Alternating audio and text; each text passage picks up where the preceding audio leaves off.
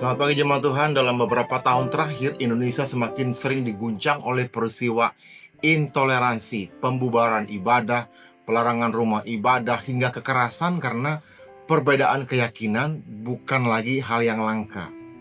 Yang menjadi pertanyaan bagi kita semua adalah bagaimana umat Kristen seharusnya bersikap?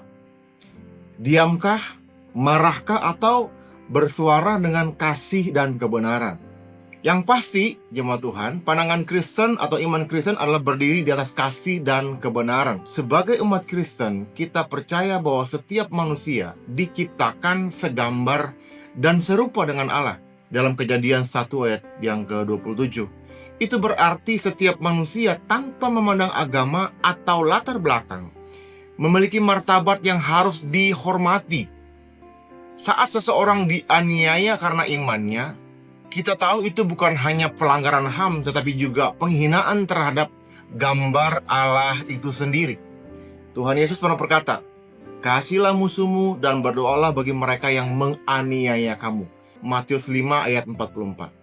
Tetapi kasih bukan berarti diam. Kasih sejati menuntut sebuah keadilan. Kasih membela yang tertindas. Itulah mengapa umat Kristen tidak boleh menjadi umat yang apatis. Kita harus memiliki sikap tegas, tidak diam, tidak membalas, tetapi melawan dengan terang dan kasih Allah. Dalam menghadapi intoleransi, kita tidak membalas dengan kebencian, tetapi kita juga tidak memilih diam dan pasrah. Umat Kristen harus berani bersuara di media sosial, di mimbar, di ruang publik, bukan untuk menuntut hak yang egois, tetapi untuk menegakkan keadilan bagi semua.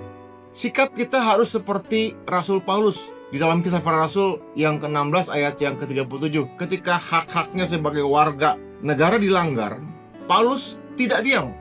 Ia bersuara dan menuntut keadilan. Itu bukan sikap memberontak, tetapi sikap iman yang bertanggung jawab. Nah, bagaimana panggilan untuk gereja masa kini? Apa yang harus dilakukan gereja menghadapi sikap yang intoleran? Kita harus menjadi suara yang profetik. Gereja bukan hanya tempat ibadah. Gereja adalah suar di tengah kegelapan dunia. Maka gereja harus menjadi suara bagi yang tidak bisa bersuara dan berani menyatakan intoleransi adalah sebuah dosa sosial. Apakah dengan berdoa saja cukup? Tentu saja tidak.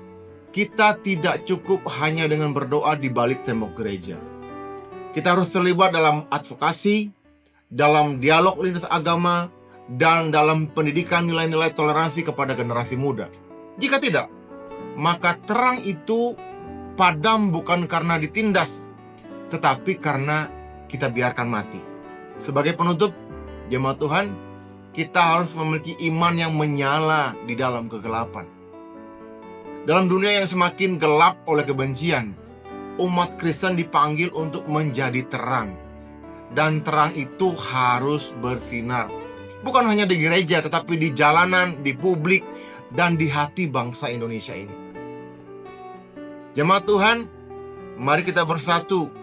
Bukan hanya untuk membela hak kita, tetapi untuk membela nilai ilahi, keadilan, damai, dan kasih bagi semua.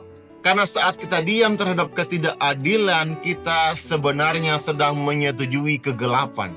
Intoleransi adalah pelanggaran terhadap martabat manusia yang diciptakan segambar dan serupa dengan Allah.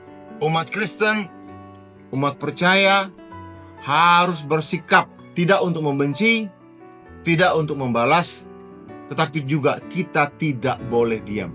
Menyuarakan kebenaran dan keadilan adalah bentuk kasih. Gereja harus menjadi suara kenabian yang menuntun bangsa, bukan hanya tempat perlindungan. Pembiaran sebuah kesalahan adalah sebuah dosa kolektif.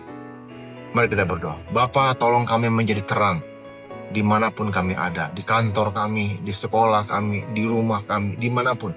Kami diberikan keberanian untuk menyuarakan firman-Mu Tuhan. Diberikan keberanian untuk menyatakan kebenaran dan keadilan. Dalam nama Tuhan Yesus Kristus kami berdoa, haleluya, amin. Tuhan memberkati kita semua.